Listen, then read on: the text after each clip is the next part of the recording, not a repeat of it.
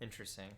Yeah, there is a lot of there's a lot of potential in this position. Are you aware of how the ranking is set in the first round? Does it make a difference who sits like where?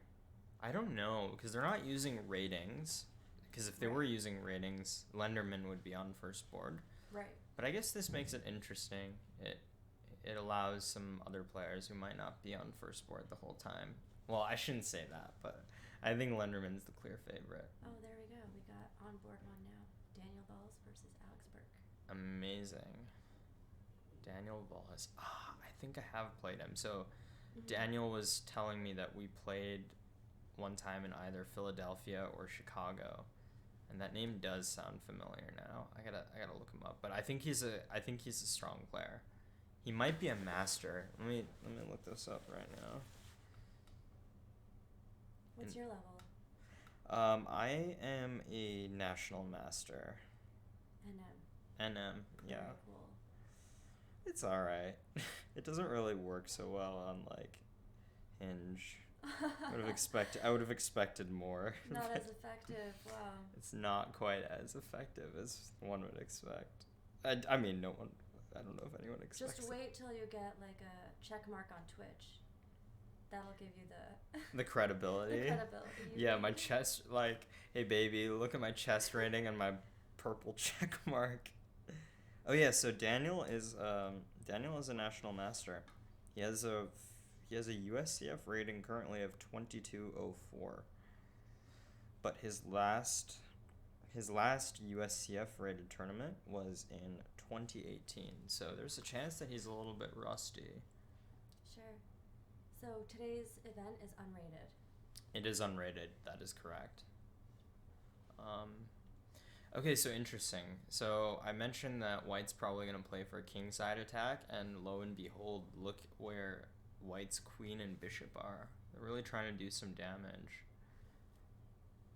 But Alex looks like he's not buying this. He's playing for his own queenside counterplay, because this bishop. So for anybody that's watching, I'm gonna refer to the coordinates. You can see the like A through H on the bottom, 1 through 8 on the top. The bishop on G7, which was just exchanged, is really strong. It had a beautiful diagonal in the dark squares. Now, the question is whether or not White's temporary space advantage will prove fruitful. I don't know. It's interesting that the board makes those arrows pop up. It was there before with the king when he moved up. Oh, it did? I didn't even notice that. Okay, 7.5 minutes for both sides, so time is relatively level. The position is relatively level also. What do you think is going to happen?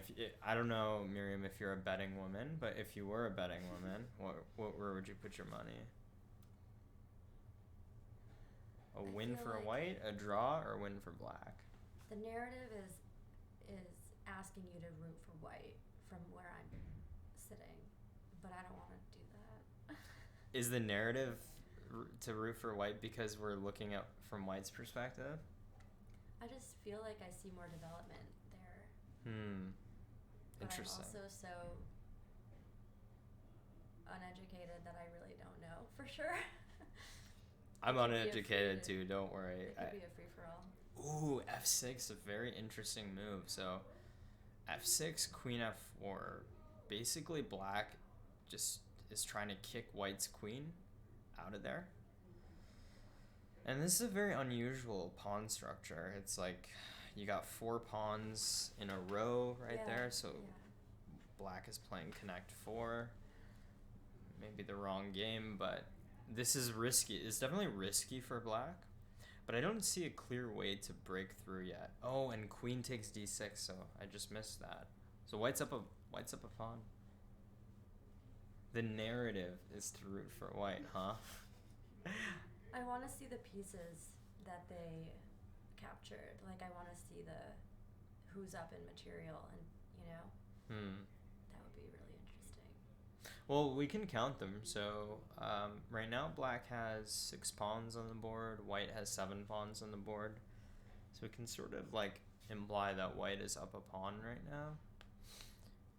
And One bishop each. 1 bishop each, 2 knights each, 2 rooks each. Easy math.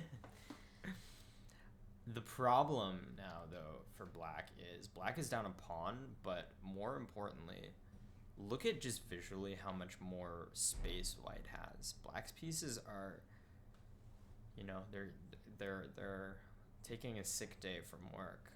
You know, they're not really doing anything. Whereas white now has a beautiful center with the pawns on d4 and e4. White's pieces are ready to jump into action at any given moment. Black is facing a difficult task to be able to hold this position. Yeah, I think as a betting woman, you probably picked the right horse for this game. White is probably going to win this game. And black is lower in time, too. Oh, I didn't even realize that. Yeah, down 1 minute at this point. Should we take a look at the crowd cam? Let's see if we can. It's kind of hard to see what's happening on the boards, but I sometimes just like watching people's body language. I wonder where Lenderman is. Where is the Grandmaster? Well, probably behind the pole. That's true. It's like if we can't see him, he must be just hiding there. I mean, he's the dude wearing a mask. He just only wears. I think he's a little bit of a. He takes his health seriously. Cautious. That's the best way to go. Yes, he is cautious, but you can't be too cautious all the time, right? Well, in the game of sports, you gotta be risky. You gotta take risks. You gotta be okay with that. Have you played any sports before? I did volleyball. I did some volleyball. Were you a libero? I don't know what that is. Okay. So I think the libero is like basically the person that like bumps it. Is that the term bump? Yeah, there's bump, set, and spike. Okay, so it is bump. Okay. It bumps it and like doesn't spike it. Okay. We rotated, so we had to do all of it. But we had the designated people who did specific things. Mm-hmm. We were the worst in the league. Oh, okay. We were there for the fun. Till we die, you gotta have fun, or else, what's the point? What would you say are the similarities between volleyball and chess, if any? Well, there's that positional factor where like you have to know your position.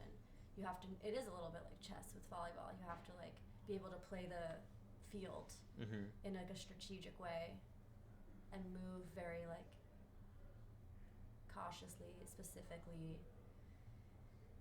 I don't know. So like each player plays a role. Yeah. Just like each chess piece controls Very much different so. squares and can move a little bit differently. The only difference is that there's a net. You cannot cross into the other team's area. Into the other team's side, right? Yeah, no. But with chess, it's all over the place. Yeah. Yeah. I love that about chess. And I love when like a piece will go all the way to like the other side and then the whole board is like, you could turn the board around essentially and play from like the edges. Yeah, no, definitely. I think the concept, like this net concept, it makes it that chess is like, I get the point about like the roles of the pieces, but it's almost like without the net, chess is like kind of like basketball / soccer, maybe football, I don't know. One of my pet peeves as a chess player is that in like any sporting event, like when you're just hearing the commentators, they'll Sorry, just... but there's those arrows. Oh, I know where those arrows are coming from. They're probably coming from whoever's using that computer. Oh, I see. Yeah. Be nice for us to be able to draw these arrows. Yeah. Yeah, because ideally I would like to move the pieces to show some ideas, but unfortunately we can't do that from here. Some predictions?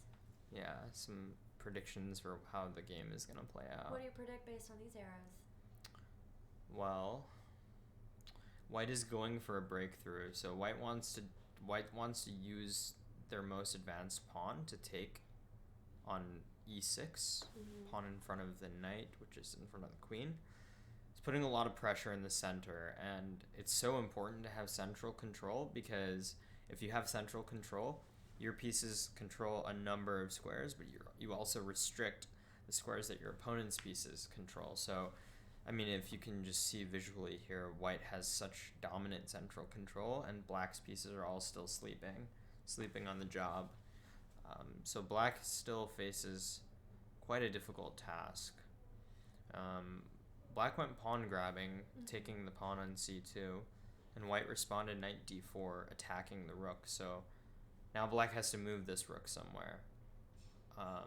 He's probably thinking about taking the pawn on b2, but instead he goes for this interesting counter attack with knight b7, saying that white has to respond to the attack on the queen. But white played queen b6, attacking the knight and the rook, and oh man, it's all over now. It's all over. Black is losing way too much material. As you can see, Mr. Daniel Vullis he leaned back on his chair. He knows it's over. And Alex, what does his body language tell you? Assertive. No, Alex is the redhead. I shouldn't say redhead, right? I should say Alex is black. Soulless, yeah. You can just tell. No hate on gingers. No hate on gingers, for sure. But they don't have souls. So, I mean, I don't make the rules. Objectively speaking. This is a scientific fact. What is up with the internet and gingers? I don't know. It's science. I guess so. We might have to do an interview with Alex and see if we could confirm what his take this. is.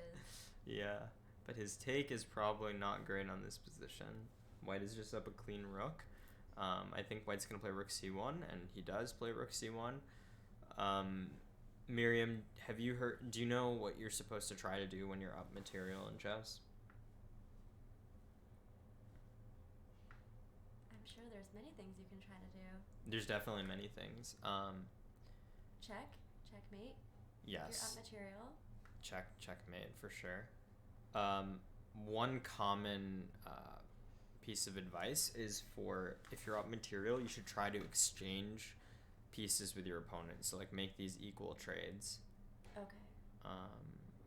Did we get a transmission issue? No, I don't think we did. Yeah, so when you're up like a pawn or like a bishop or whatever, the less pieces there are on the board, the more your bishop matters or your pawn matters. So it makes it easier to simplify the game. So white is going to try to exchange pieces, and I think he's going to have an easy time. Knight c8, queen c6 is going to be played. Or he plays queen c7, which forces the exchange of the queens. I do appreciate black's use of their time. Mm-hmm. And that's game over. Very Black dignified. resigned. That was a lot of integrity. A lot of integrity. Yeah, I mean, he's just trying to find any way to come back from the position. And it looks like the game is over. Lots of respect. That was a good game. That was a good game. Although not even when you're playing a national master. Hey, so you gotta do your best. You gotta do your best, right? Oh man, we should. And I think he did. I think we should ask them next time to keep the final position on the board so that we can just see it. So now at reset.